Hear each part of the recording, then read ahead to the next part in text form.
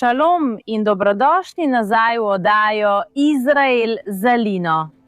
Za to steno se nahaja gora Morija, kjer je stal Jeruzalemski tempelj in skrinja zaveze. In znotraj Tempeljske gore se nahajajo nekatera najpomembnejša arheološka odkritja, povezana s Svetim pismom. Morda je celo sama skrinja zaveze še vedno tukaj, vendar je že stoletja dostop do tega kraja popolnoma prepovedan. In tudi mi danes ne bomo mogli vstopiti v notranjost Tempeljske gore. Vendar pa bomo mi šli v skrivni arheološki laboratorij, ki hrani predmete, ki so bili nezakonito odvzeti iz notranjosti Tempeljske gore. Imeli bomo ekskluziven dostop, da si ogledamo predmete iz samega Jeruzalemskega templja. Nekateri so celo povezani z zgodovino Jezusa. Res nas čaka neverjeten arheološki dan. Torej, če ste pripravljeni, začnimo.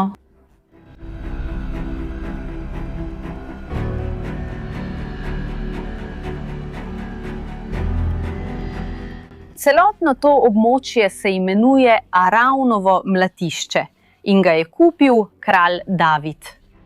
In potem njegov sin, kralj Salomon, zgradi na najvišjem delu mlata, na gori Morija, Jeruzalemski tempelj, v katerega je bila postavljena skrinja zaveze.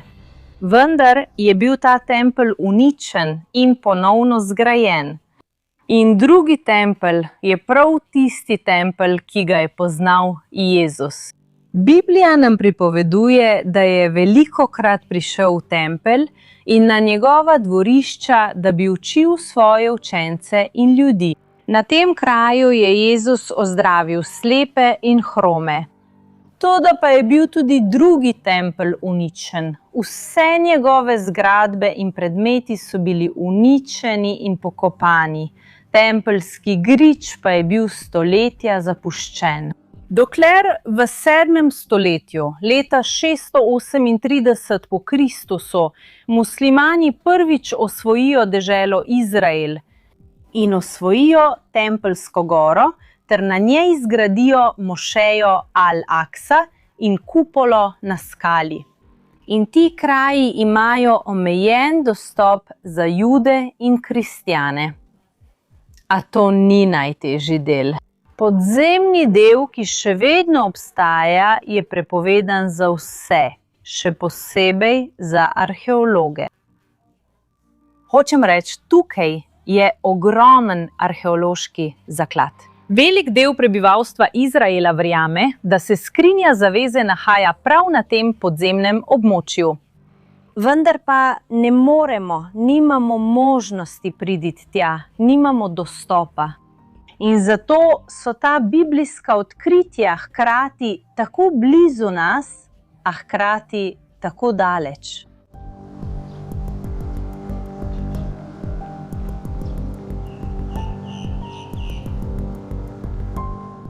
Sanje vsakega arheologa so, da bi lahko izkopavali znotraj tempeljskega griča.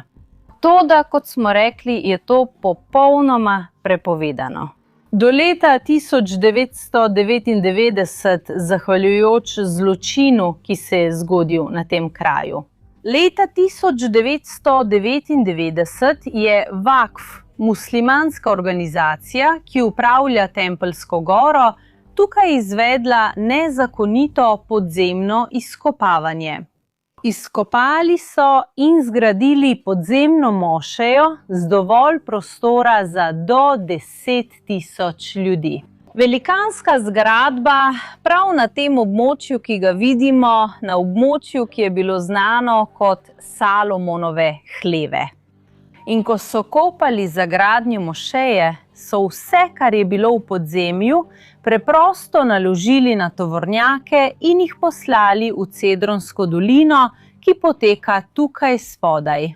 In preprosto so odvrgli 9.000 ton zemlje s Tempeljske gore, skupaj z arheološkimi najdbami.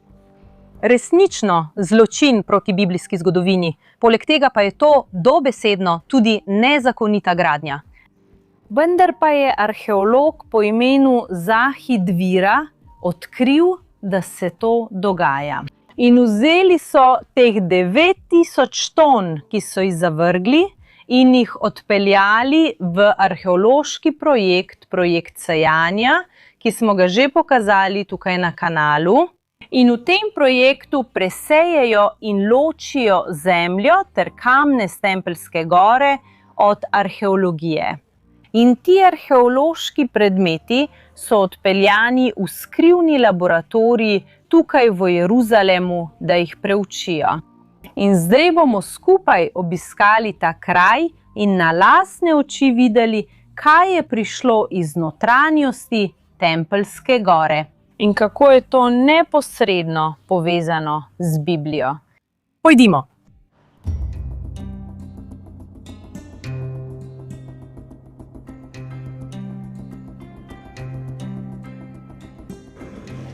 Končno smo prispeli do laboratorijev. Še vedno smo v Jeruzalemu, vendar smo trenutno na skrivni lokaciji. Nihče ne sme vedeti, kje točno v mestu so ti laboratoriji.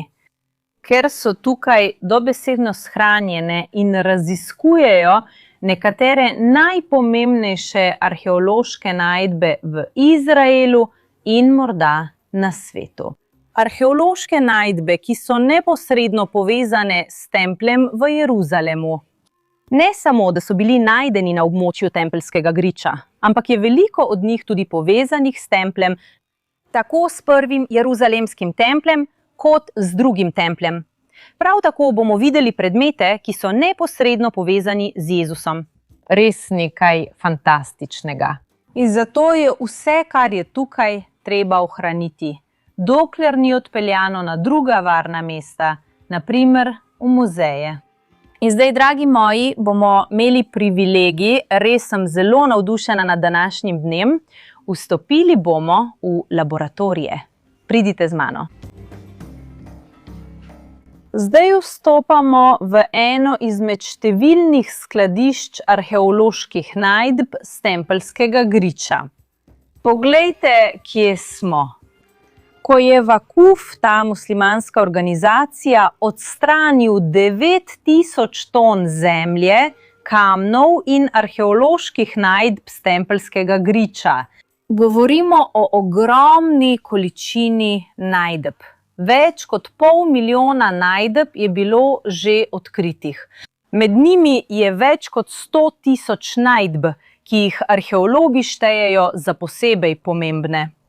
Tako so, ko so odstranili vso tisto zemljo z Tempeljskega griča, to odpeljali v projekt presejanja.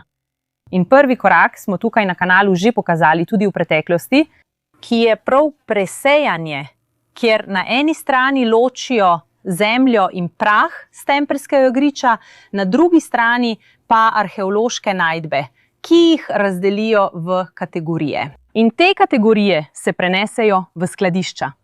Poglejte to. Vse to območje, kjer smo, vse to tukaj so arheološke najdbe kosti. Poglejte to. Škatle in škatle in škatle samo v tem skladišču kosti. In vprašanje je, zakaj je bilo toliko kosti na Tempeljskem griču? In to je lahko iz več razlogov. Lahko je to obrok, ki ga je nekdo pojedel na Tempeljskem griču v davni preteklosti. Lahko pa so tudi kosti žrtvovanih živali na templju. In da bi razlikovali, kateri so bili ti živali, kaj se je z njimi zgodilo, zakaj so bile te kosti na Tempeljskem griču, je treba prav zato analizirati, ali je bila žival surova, kuhana, zažgana, način, kako je bila zaklana in tudi, katera žival je bila. Saj vemo, da niso vse živali smele biti žrtvovane v templju. Žrtvovali so predvsem košer živali, v skladu z zakoni čistosti iz Stare zaveze. In praksa žrtvovanja je bila zelo prisotna v bibličnih časih, celo v Jezusovi družini. Če beremo Sveto pismo, se spomnimo, kako Marija, Jezusova mati, nese njega v naročju v Jeruzalemski tempelj, ko je bil star le nekaj tednov. In gre v tempelj ter daruje 2 grlici. Se pravi, 2 grlici. In zato so med številnimi kostmi, ki so jih našli tudi kosti golobov. Tudi iz časa drugega Jeruzalemskega templja, iz časa Jezusa. Torej, vse te škatle, naprimer, ki so tukaj ob nas, so polne kosti. In vsako območje, ki ga vidimo, so v resnici različne kategorije. Tukaj, naprimer, so vse te škatle tukaj polne mozaikov. In vsaka škatlica, ljudje, ki jo odpremo, je resnično arheološki zaklad. Poglejte tole. Torej, tukaj vidimo kamenčke, ki so bili uporabljeni v mozaikih na tempeljskem griču. In ljudje, to je bila naključna škatlica, ki sem jo pravkar vzela tukaj. In kot ta, naj obrnem pravilno, jih je še ogromno. Torej, kot smo rekli, tukaj imamo kosti, imamo mozaike. Katera kategorija je bila najpogostejša? Pomislite, od vsega, kar so našli na tempeljskem griču, česa so našli največ? Kaj mislite, da bi to lahko bilo? Lahko zdaj napišete tukaj v klepetu, v komentarjih. Največ so našli keramičnih delcev. In vse to območje tukaj, Moti, pridi sem k nam, vse to območje tukaj pri vhodu, prve škatle, ki smo jih pregledali, vse so tudi keramika. V drugem skladišču je veliko škatelj s keramiko. Pravkar so odprli še eno novo skladišče. In rada bi vam pokazala to omaro, saj je tukaj noter shranjena kategorija kovin. Poglejte to. Ljudje ločeni so najprej po materialu. Torej je bron, je baker, je železo. Tukaj noter so tudi kovanci, ki so narejeni iz kovine. Ampak želim vam pokazati točno to škatlo. Tukaj, ljudje, so žeblji. Stari žeblji iz različnih obdobij, tudi iz rimskega obdobja. Naj vam pokažem nekaj primerov teh starih žebljev. In seveda, ko pomislimo, dragi gledalci, na stare žeblje, nam brez dvoma najprej pride na misel križanje Jezusa. Tako lahko uporabimo vse te neverjetne arheološke najdbe, da bolje razumemo in preučujemo celotno zgodovino Izraela, predvsem pa svetopisemsko zgodovino. In lahko tudi vidite, dovolite mi, da vam pokažem, vsak od teh predmetov je natančno kategoriziran glede na vedro, v katerem je bil najden, območje in dan, ko je bil najden. Poglejte tega tukaj, dragi moji. Bil je najden leta 2015. Kdo je bil nadzornik? Vse to je tukaj zabeleženo. Obstaja tudi računalniški sistem, posebni programi, razviti za pomoč pri upravljanju in raziskavah vsakega od teh predmetov. In niso vsa najdbi na tem mestu majhne. Imamo tudi precej velike najdbe. Vidimo lahko to območje, ki je kategorija velikih posebnih kamnov iz različnih zgodovinskih obdobij. Torej, lahko tole vzamemo v roke, težko je, in začnemo gledati, kaj imamo. Naprimer, po okrasitvah lahko vidimo, da je ta kamen verjetno iz bizantinskega obdobja. Bizantinsko obdobje je prvo krščansko obdobje v Sveti deželi. Torej imamo tukaj kamen iz bizantinskega obdobja. Tukaj imamo, naprimer, ljudje, ta kamen, in poglejte, kako zanimiv je. Vidimo lahko, da ima luknjo z nečim tukaj vstavljenim na sredini. Govorila sem z arheologom o tem specifičnem kamnu in povedal mi je, da verjamejo, da gre morda za zapah vrat. Poglejte, kako zanimivo. Poglejte to mešanico predmetov. Tukaj je nekaj, kar je nekoliko bolj vsakdanje, lahko bi rekli, kot je zapah vrat. Poleg tega pa vidimo tudi svete predmete povezane z Jeruzalemskim templjem. Tudi tukaj noter je na primer ta kos marmorja. Vidite, kako je obdelan. Strokovnjaki verjamejo, da je bil to morda del stare cerkve. Tukaj vidimo izjemno pomembne predmete, kot so deli cerkve, deli samega templja, kot vam bom kmalu pokazala, pa tudi vsakdanje stvari. In prav tukaj nastopi najpomembnejše delo arheologov, ki je razvrščanje teh bolj grobih kategorij in nato analiza vsakega predmeta posebej. Torej, najprej ločimo kategorije, naslednji korak pa je razvrstitev po zgodovinskih obdobjih. Kanaanski ali bronastodobni čas, obdobje prvega Jeruzalemskega templja, obdobje drugega Jeruzalemskega templja in konec drugega Jeruzalemskega templja, kar je pravzaprav čas Jezusa. Vzemali bodo, brali in razvozlavali starodavne napise, biblijska imena, osebje. Predmeti biblijskih oseb so bili najdeni znotraj teh predmetov. Torej, res je nekaj neverjetnega in oni opravijo to izbiro. In še ena stvar, ki jo tukaj naredijo, je, da ločijo te predmete od malo zemlje in prahu z Tempeljske gore, ki sta še vedno med njimi. Torej, pridite sem z menoj. Lahko vidite, na primer, tukaj, poglejte, da je zemlja, poglejte, dovolite, da vam pokažem, to tukaj je dobesedno zemlja s Tempeljskega griča.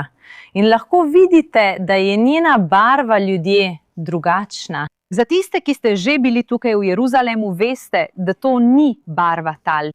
To tukaj je veliko bolj sivkasto kot v Jeruzalemu. In prav zato, ker je ta zemlja pomešana s pepelom, saj sta bila prvi in drugi Jeruzalemski tempelj požgana. In sam Jezus govori o tem. Jezus napove uničenje drugega Jeruzalemskega templja. On pravi, ne bo ostal kamen na kamnu. In prav to vidimo, ni ostal kamen na kamnu. Toda v teh uničenih kamnih je arheologija, ki jo zdaj preučujejo, analizirajo in resnično na novo razumejo svetopisemsko zgodovino. In zato lahko pogledamo to zemljo in tukaj vidimo izpolnitev Jezusove prerokbe.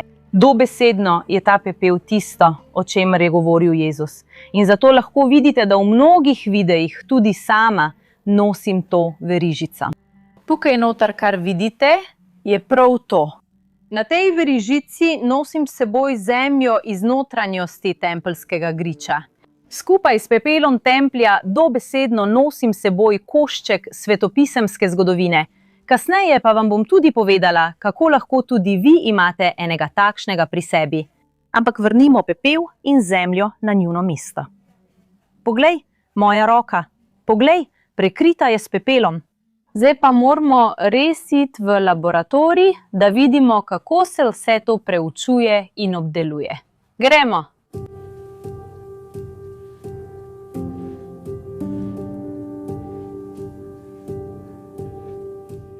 Če želite imeti kos zgodovine Jeruzalema, kos zgodovine Tempeljskega griča pri sebi, kot ga tudi jaz tukaj nosim s seboj, in še pomagati temu arheološkemu projektu, imam nekaj neverjetnega, kar vam želim pokazati.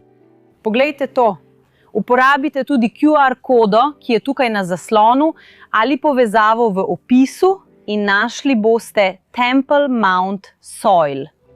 In v vsakem od teh paketov boste najprej našli potrdilo o pristnosti, ki so ga pripravili arheologi tega projekta. A najpomembnejše je resnično zemlja z Tempeljskega griča. Zemlja, ki je dobesedno prišla iz enega najpomembnejših krajev v vsej biblijski zgodovini. Zgodovina, ki jo ponovno odkrivajo v tem projektu. Lahko jo vzamete na ta način, da jo postavite na polico v svoj dom, ali pa, kot to počnem jaz, jo nosite s seboj vsak dan. Res pa je to čudovit način, da imate košček Jeruzalema, ali pa podarite nekomu drugemu edinstveno darilo. In ne pozabite, da s tem pomagate financirati ta projekt. Zato sem vam to resnično želela povedati. Zdaj pa gremo skupaj naprej in spoznajmo še več arheologije tega kraja. Gremo!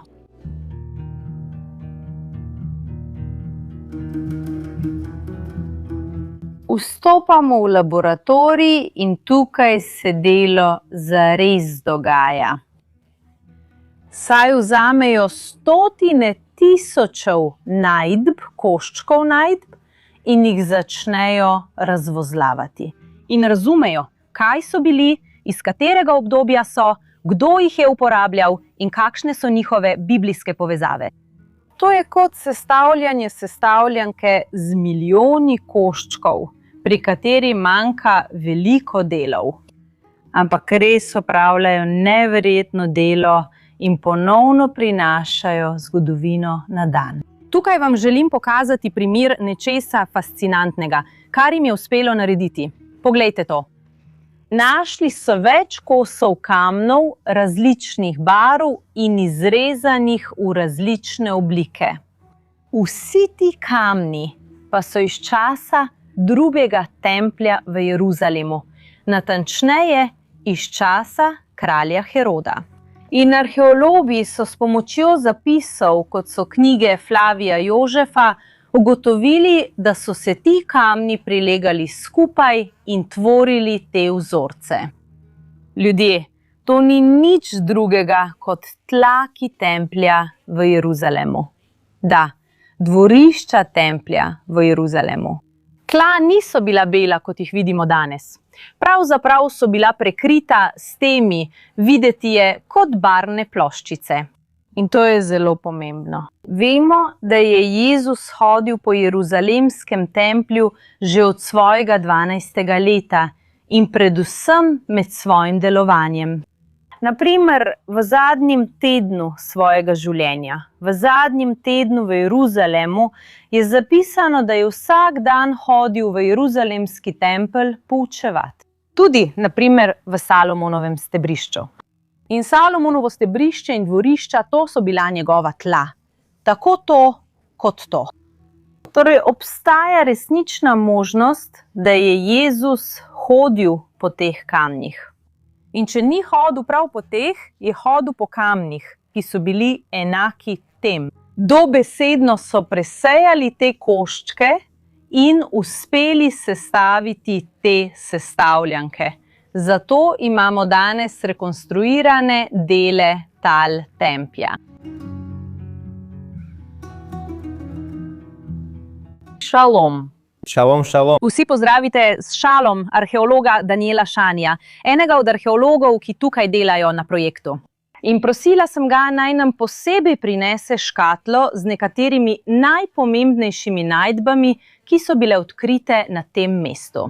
Torej, kaj si nam danes prinesel? Imamo nekaj stvari, ki smo jih našli med presejanjem. Tukaj je prvi predmet, to je pobarvan obesek v obliki križa. Wow! Poglejte tukaj, ljudje. To je obesek v obliki križa. Vemo, da je to obesek tudi zaradi te luknjice tukaj. In kaj počne križ na tempeljskem griču? Nekoč v davni preteklosti je v tempelj prišel romar. No, lahko bi prišel od kjerkoli. Okoli vratu je imel obesek, podoben tvojemu. Upam, da je tvoja verižica malo močnejša od njegove, ker se je njegova pretrgala in je obesek padel. In ugotovili smo, da nismo povsem prepričani, koliko je star. Lahko je star 500 let, 1500 let. Torej, preko tega predmeta lahko vidimo povezavo kristjanov tudi z Tempeljsko goro. Če gremo danes na Tempeljsko goro, bomo videli ljudi z vsega sveta. Jude in kristjane, ki obiskujejo ta kraj. Tudi v starih časih so bili na Tempeljski gori krščanski romarji. In kot je povedal, še vedno ne vemo natančno, iz katerega obdobja je ta obesek. Ali je star 500 let ali 1500 let. A zagotovo kaže na povezavo kristjanov. In kaj še imamo tukaj? Potem bom to pospravila nazaj. Kaj še imamo tukaj? Niso bili samo krščanski romarji, imeli smo tudi judovske. In kaj še imamo tukaj? Nismo imeli le krščanskih romarjev, ampak tudi judovske. In ena stvar. Eden izmed njih je prišel mimo in nam pustil majhen grafit. To je majhen delček lončenine, ki se je zlomil že v starih časih in nanj je narisal starodavni judovski simbol – menora. Tole je bil majhen košček keramike, kot milijoni koščkov keramike, ki so še vedno znotraj tempeljskega griča in jih še niso odstranili od tam. Nekdo je vzel ta košček in nanj narisal majhno risbo, kar kaže, da je kakšen Jud hodil po tempeljskem griču. Ampak tudi mi ne vemo natančno, iz katerega obdobja je ta košček keramike. Arheologi morajo še vedno delati, da bi to odkrili. Kar se tiče menore, nisem prepričan, ali jo je narisal nekdo, ki je dejansko videl original, ko je bil še tam, ali pa nekdo, ki je prišel 100 ali 1000 let kasneje in se je spominjal, kako je izgledala. Wow, poglejte to. Rekel je, da nismo prepričani, ali je oseba videla original. To pomeni, da obstaja možnost, da je tisti, ki je narisal to menoro, videl menoro iz templja, saj je bila tam do leta 70, ko so jo Rimljani ukradli in odnesli v Rim. Ampak morda je to tukaj pričevanje nekoga, ki je videl originalno menoro. Tukaj imamo majhno keramično levjo glavo. Wow. Poglejte, gobec, ušesa in po eno oko na vsaki strani. To je skrajni del tistega, kar bi bila popolna statueta iz prvega obdobja, okoli 8. stoletja pred Kristusom. Torej govorimo o času pred približno 2800 leti, ko je bila podoba leva na tempeljskem griču, vendar podoba živali ne bi smela biti na templju. In običajno so bile podobe živali, predvsem v tistem času, povezane z malikovanjem, z oboževanjem drugih bogov ali entitet. In vprašanje, ki si ga moramo vsi zastaviti je, zakaj je na tempeljskem griču morda poganski predmet? Tako si tudi Sveto pismo zastavlja isto vprašanje. In če odprete nekaj mest v Svetem pismu, v knjigi Kraljev, Ezekiel in preroki govorijo proti temu. In ena prvih stvari, ki jih učimo, ko se učimo zgodovine, je, da če obstajajo pravila in potem ljudje govorijo proti nečemu, to pomeni, da se to dogaja. Zato najdemo vse te predmete in vsi so polomljeni. Izbral sem največjo, najlepšo. Imamo veliko majhnih zlomljenih kosov konjev, oslov in goveda. In na neki točki so jih vse zbrali, vse so izbrali, jih polomili in zavrgli. Tako najdemo samo ostanke. Tukaj vidimo dokaz za svetopisemske pripovedi. Ko so preroki vpili k ljudem in jim govorili, naj nehajo z malikovanjem, celo da se je malikovanje dogajalo na Tempeljski gori, tukaj je dokaz. In prav ta ter drugi malikovalski predmeti so bili najdeni zlomljeni. In to dokazuje, da so verske reforme, ki so jih izvajali pravični kralji, resnično potekale. Spomnimo se na primer kralja Jošija. Kralj Jošija v 7. stoletju, torej v stoletju potem, kralj Jošija je ukazal očistiti vso izraelsko deželo, njene malikovalstva in njenih podob. In tudi podrobno je zapisano, da je ukazal očiščenje Tempeljske gore, saj so bile na Tempeljski gori podobe. In tukaj dejansko vidimo zlomljeno podobo na Tempeljski gori. In to se zelo dobro ujema s tem, kar nam pravi Sveto pismo. In res je neverjetno, da lahko to vidimo, kar še enkrat potrjuje zgodovinskost svetopisemskih pripovedi. Najlepša hvala, Daniel Todah Rabah, ker si nam vse to pokazal tukaj. Vračam, da shraniš. Tukaj mora biti vse zelo organizirano. Torej, najlepša hvala. Ni zakaj. Ni zakaj. Vesel sem, da ste tukaj. Vsi pozdravite dr. Joava Farhija s pozdravom Šalom. Šalom. Šalom. Kako si? Odlično. On je strokovnjak za starodavne kovance. Je eden od raziskovalcev tukaj v centru. In prosila ga bom, da nam pokaže nekaj biblijskih kovancev. Prosim, usedite se. In imamo nekaj lepih stvari, ki vam jih želimo pokazati. Začnimo s tem, kar je znano kot udovina Novčiča. Wow. Jezus. V redu? In to so kovanci iz časa Aleksandra Janeja, hasmonejskega kralja. Tukaj lahko vidite, da so to bronasti kovanci in to so bili najmanjši kovanci tistega obdobja. Lahko? Da, prosim, poglejte. To je eden. Wow. Poglej to. Spomnimo se zgodbe o vdovi. Dala je svoja edina 2 kovanca, ki jo je imela. Podarila je tisto malo, kar je imela. In ta zgodba ima veliko smisla, če pogledamo kovanec. Vidimo lahko, da je ta kovanec imel majhno vrednost, preprost kovanec, najmanjši, ki je obstajal v tistem času. In dala je prav ti 2 kovanca templju. In mislim, tudi zdaj lahko preberemo te vrstice. Jezus je sedel nasproti kraja, kjer so dajali prispevke in opazoval množico, ki je dajala denar v nabiralnike za darove. Veliko bogatih je tja metalo velike vsote. Nato je prišla revna vdova in vrgla 2 majhna bakrena novčiča, ki nista bila veliko vredna.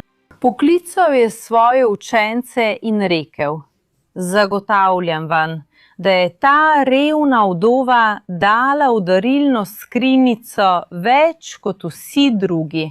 Vsi so dali od svojega preostanka, ona pa je iz svoje revščine dala vse, kar je imela za življenje.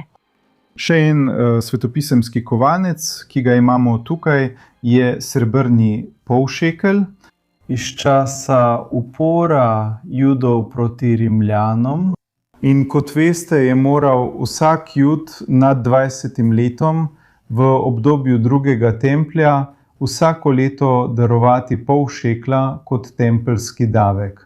Na eni strani piše Jerušalajm Hakadoša, sveti Jeruzalem, v starodavni hebrejski pisavi, na drugi strani pa piše Haci Hašekel, pol šekla. Zelo previdno, prosim. Ljudje res moramo ravnati zelo previdno. Ampak primerjajte to kovanico z drugo, ki smo jo videli. Vidimo lahko, da je veliko večja, veliko težja. Narejena je tudi iz dražjega materiala, to je srebro. In ko govorimo o svetopisemskih kovancih, bolj svetopisemsko od tega res ne gre. Napisano je sveto mesto Jeruzalem in pol šekla. In spomnimo se na različne svetopisemske odlomke, ki govorijo o plačilu pol šekla. To je bilo kot letni davek za vse Jude na svetu. Torej so ljudje v Jezusovem času res vsako leto dali takšen kovanec za plačilo svojih davkov. In beremo v teh zgodbah. Ves čas in moč sta tukaj, dotikamo se zgodovine, res je neverjetno. In to tukaj ne bi bilo najdeno, če ne bi bilo tega fascinantnega projekta. To bi še vedno bilo izgubljeno in pozabljeno v zgodovini. Najlepša hvala, dr. Joao, da ste nam pokazali kovance, nam pomagali s tem znanjem, zdaj pa bomo nadaljevali z našim ogledom. Hvala! Ni zakaj. Od 100 tisočev arheoloških najdb tega projekta je tista, s katero sem osebno najbolj povezana, ta. Poglejte ta kamen. In ni samo zato, ker je lep in izklesan. Tukaj lahko vidite tudi upodobitve rastlin. Toda njena prava posebnost pa je v tem, da je stara nekaj več kot 2000 let in da je originalni del Jeruzalemskega templja. Natančneje, bila je del enega od vhodov v Jeruzalemski tempelj. Torej, ko beremo svetopisemska besedila in slišimo, kako Jezus svojo družino vstopa v tempelj, kako vstopa v tempelj k svojem slavnostnem prihodu, ko beremo o prerokih, o kraljih, ki so hodili po tem kraju, ki so vstopili v tempelj, obstaja velika verjetnost, da so dolgosedno šli mimo tega kamna. Ta kamen je pričevanje o Jeruzalemu na vrhuncu, Jeruzalemu iz 1. stoletja. In resnično tukaj vidimo nekaj zelo pomembnega. Kajti konec koncev ni malo ljudi, ki poskušajo izbrisati Izrael z zemljevida. Obstajajo ljudje, ki se borijo za fizično uničenje Izraela.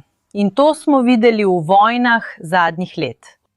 Ampak ti ljudje ne poskušajo uničiti Izraela samo fizično, ampak je del tega boja proti Izraelu tudi izbrisati zgodovino Izraela. Predvsem izbrisati zgodovino tempeljskega griča, s tem, ko ljudje izrekajo absurdne stvari, kot na primer, da Jeruzalemski tempelj nikoli ni obstajal ali da ni stal na tempeljskem griču. Ljudje pravijo, da kralj David, da kralj Salomon nikoli nista obstajala, dvomijo v zgodovinskost Izraela in Svetega pisma. In zato, za vse tiste, ki dvomite, poglejte to. Obstajajo celotne arheološke raziskave, ki dokazujejo zgodovino. Ta kamen je del naše zgodovine in nihče ga nikoli ne bo mogel izbrisati. Čeprav jih je veliko poskušalo, celo sama Vakuf, ko so vso to zemljo z arheološkimi najdbami zavrgli, je bil njihov namen jasen. Ampak mi smo tukaj, da povemo svojo zgodbo. In ta kamen me povezuje tudi z svetopisemskim verzom, Psalmom 102, kjer piše: Tvoji služabniki ljubijo celo tvoje kamne in usmilijo se tvojega prahu. In to je tisto, kar vidimo z biblijsko arheologijo. Ljubimo kamne ne zato, ker bi častili kamne same, ampak zaradi zgodovine teh kamnov. Ker nas ti kamni spominjajo na našo zgodovinsko povezavo z Bogom iz deželo Izrael. In prah, dobesedno, ki ga nosimo s seboj vse do danes. Ta projekt ima zato zame prav posebno mesto v mojem srcu. In rada bi se zahvalila vsem vam, ki ste danes gledali. V komentarjih lahko tudi napišete, katera izmed najdeb vam je bila najbolj všeč. Se vidimo naslednji teden.